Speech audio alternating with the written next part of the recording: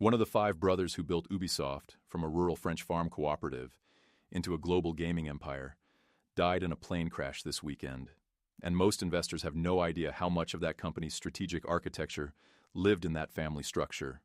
Claude Guillemot was 69 years old, a co-founder in the original sense of the word, not a ceremonial title.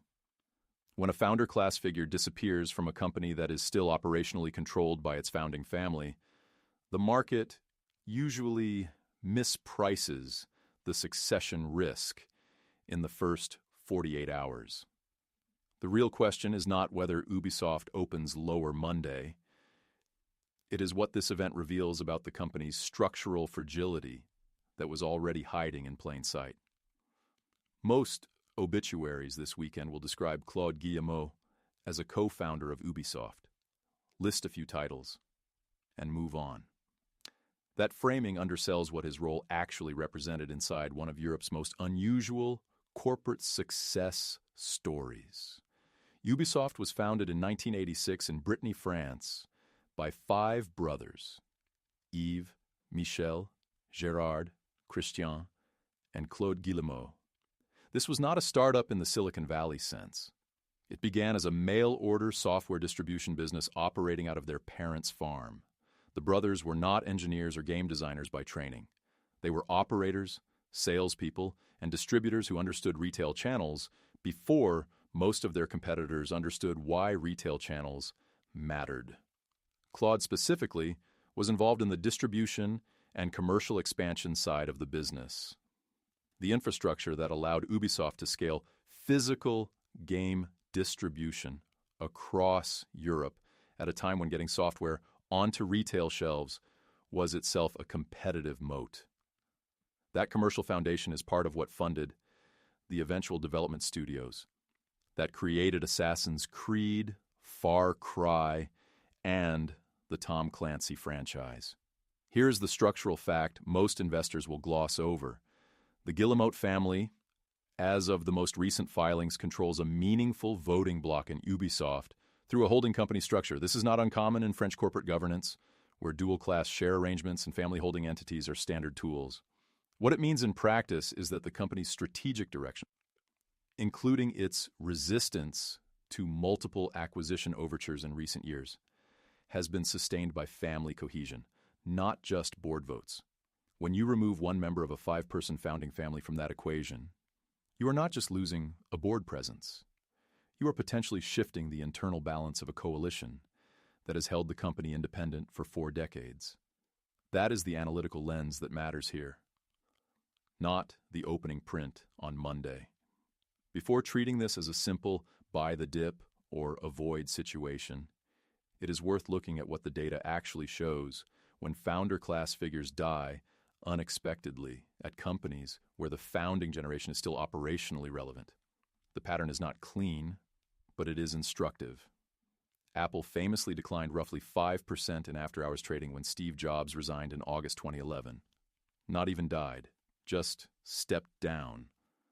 Because the market had spent years pricing in Jobs as an irreplaceable creative engine.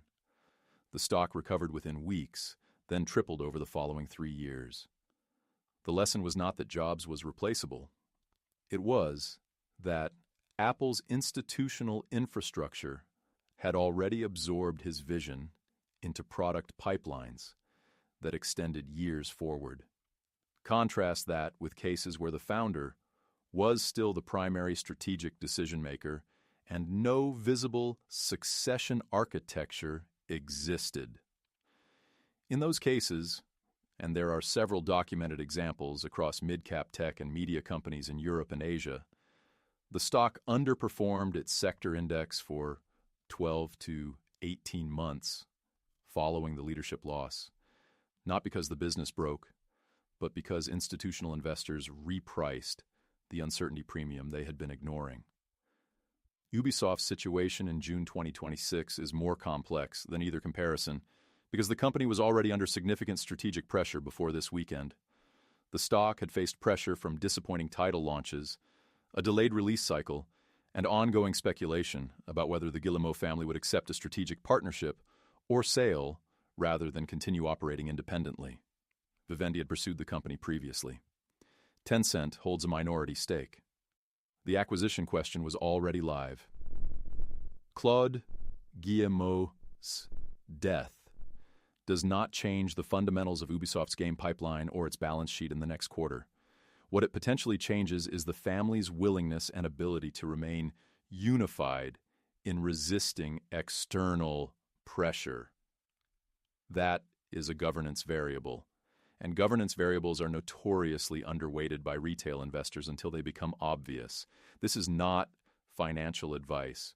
It is a framework for understanding what you are actually analyzing when you look at this stock on Monday. The person everyone will focus on now is Yves Guillemot, the eldest brother, the CEO, the public face of Ubisoft for nearly 4 decades. And that attention is appropriate. But the framing of Yves is still there, so it is fine. Misses the actual succession risk embedded in this event. Yves Guillemot is 64 years old. He has run Ubisoft through every major transition the gaming industry has experienced. The shift from physical to digital, the rise of live service monetization, the consolidation wave that has seen Microsoft absorb Activision and Sony aggressively expand its first-party portfolio. Through all of it, he has had his brothers around him as a decision-making coalition.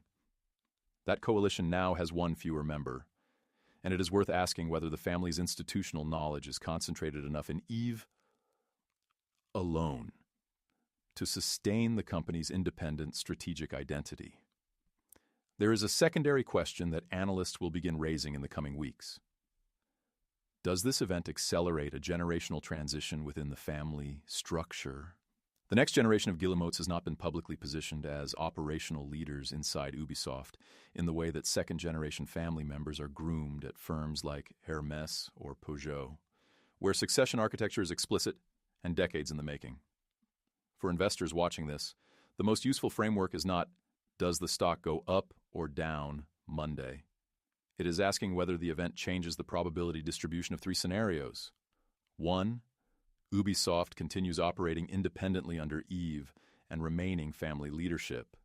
2, the family becomes more open to a strategic partnership or partial sale to a player like Tencent or a private equity consortium. 3, the company enters a prolonged period of strategic ambiguity that creates operating drag for 18 to 36 months. Each of those scenarios has a different valuation implication. The market will spend the next several sessions trying to figure out which scenario is now more likely. The investors who do that analysis before the crowd prices it in are the ones who typically extract the most signal from events like this. That work starts now, not after the opening bell. We opened this video with a question about whether the market would misprice succession risk in the first 48 hours. The answer, based on history and Ubisoft's specific governance structure, is almost certainly yes. In one direction or another. The harder question we have not fully answered yet is what happens to Ubisoft's acquisition resistance if family cohesion weakens. That is the video we are building next. Subscribe so you do not miss it when it drops.